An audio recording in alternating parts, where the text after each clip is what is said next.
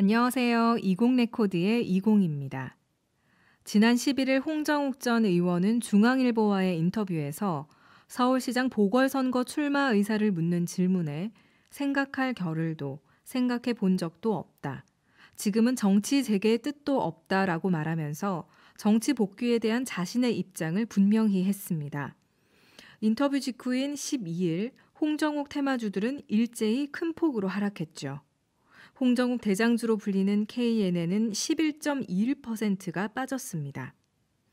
이렇게 정치 관련 테마주들은 뉴스 하나하나에 크게 움직이기 때문에 예측이 매우 어려운 것 같습니다. 대선을 1년 반 정도 앞둔 시점인 지금 보수 진영에 기대했던 잠룡 중 한 사람이었던 홍정욱 전 의원의 인터뷰를 보고 나니까요. 저는 다시 한번 안철수 관련 주들이 주목을 받을 수도 있겠다라는 생각이 들었습니다. 현재까지 보수 진영에서 무소속 홍준표 의원을 제외하면 대권에 도전할 만한 인물은 아직까지 보이지가 않는 것 같습니다. 이렇게 보수 진영은 인물난을 겪고 있는데요. 사실 대선 테마주에서 중요한 것은 누가 대통령이 되는가 보다 누가 대선 전까지 이슈를 계속 만들어낼 수 있는가, 이것이 포인트라고 생각합니다.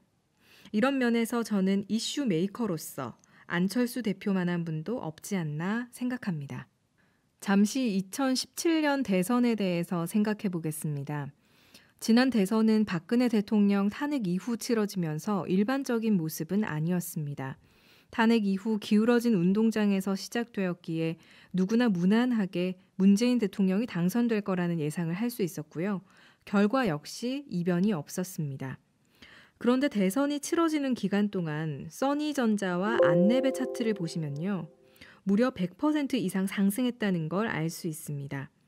물론 반문연대를 만들어서 후보 단일화를 하자는 이야기도 있었지만 여전히 사람들은 정치인 안철수에 대해서 혹시나 하는 기대가 남아 있었다고 생각합니다. 그렇다면 안철수의 당선이 가능했다고 판단했기 때문에 이런 움직임들이 나타났을까요? 이런 사례를 보면 주식은 꼭 당선 가능성이 아니라 단기적인 이슈만으로도 충분히 큰 상승을 보여줄 수 있다는 걸 알게 됩니다. 물론 현재 유권자들의 안철수에 대한 기대는 2011년 정계 진출 초기 안철수 광풍이 불던 그때와는 분명히 다릅니다. 어쩌면 현재 정치인 안철수와는 큰 괴리감이 있을지도 모르죠.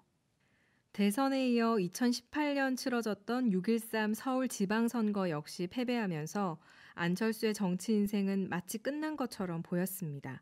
하지만 지난 1월 19일 독일에서 귀국한 이후 나름의 방식으로 재기를 준비하고 있는 것 같습니다. 그래서 저는 안랩과 써니전자에 계속 주목을 해보겠습니다. 다가올 대선이 1년 반 정도 남아있기 때문에 써니전자의 경우엔 현재가에서 지속적인 분산 투자를 할 계획이고요. 안랩은 조금 더 기다려볼 생각입니다. 이 두 종목 모두 대선 끝까지 들고 가기보다는 제가 생각한 목표가까지만 기다릴 생각인데요. 제가 생각한 써니전자의 목표가는 5,000원입니다. 약 1년 반이라는 시간은 안철수 대표가 다양한 이슈를 만들어내기에 충분한 것 같습니다. 현재 차기 대권 후보에 대한 여론조사를 보면요. 이낙연 더불어민주당 당대표와 이재명 경기도지사의 지지율의 차이는 겨우 1, 2%밖에 되지 않습니다. 아주 치열한 경쟁을 하고 있죠. 하지만 현재 보수 진영의 각 후보들에 대한 지지율은 3% 정도에 불과합니다. 국민의힘도 돌파구가 필요하겠죠. 중도층을 향한 어필도 필요하고요. 제가 생각한 첫 번째 매수 포인트는 물론 형식의 문제겠지만 안철수의 국민의당과 보수 진영의 국민의힘이 결국 힘을 합치지 않을까 하는 겁니다. 그 과정에서 안철수 역할론이 부각될 것이고 따라서 관련주들이 힘을 받을 수 있지 않을까 하고 기대를 해봅니다.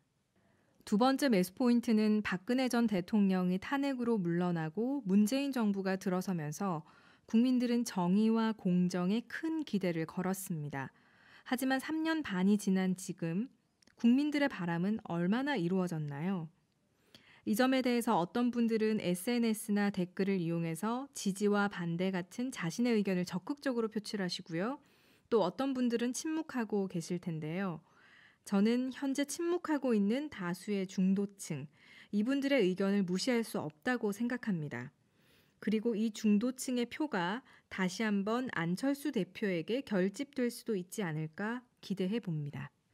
제가 생각한 손절의 시나리오는 내년 말까지 지켜보면서 가격보다는 제가 생각한 움직임이 없으면 정리하는 것입니다. 그 기간 동안 관련된 뉴스는 계속 체크하면서 공유하겠습니다. 주식을 하는 데 있어서 정치 성향은 크게 중요하지 않습니다. 색안경을 벗고 어떻게 하면 수익을 낼 수 있을지만 생각하시면 됩니다. 과거의 대선 테마주를 살펴보면 알 수 있습니다. 하이 리스크, 하이 리턴. 이걸 항상 염두에 두시고 감당 가능한 선에서 투자하시길 바랍니다. 대선은 5년에 한 번씩 돌아오죠? 따라서 어떻게 준비하고 투자해야 되는지를 생각하시면서 소액으로 경험을 쌓아가신다면 좋을 것 같습니다. 오늘은 여기까지입니다. 감사합니다.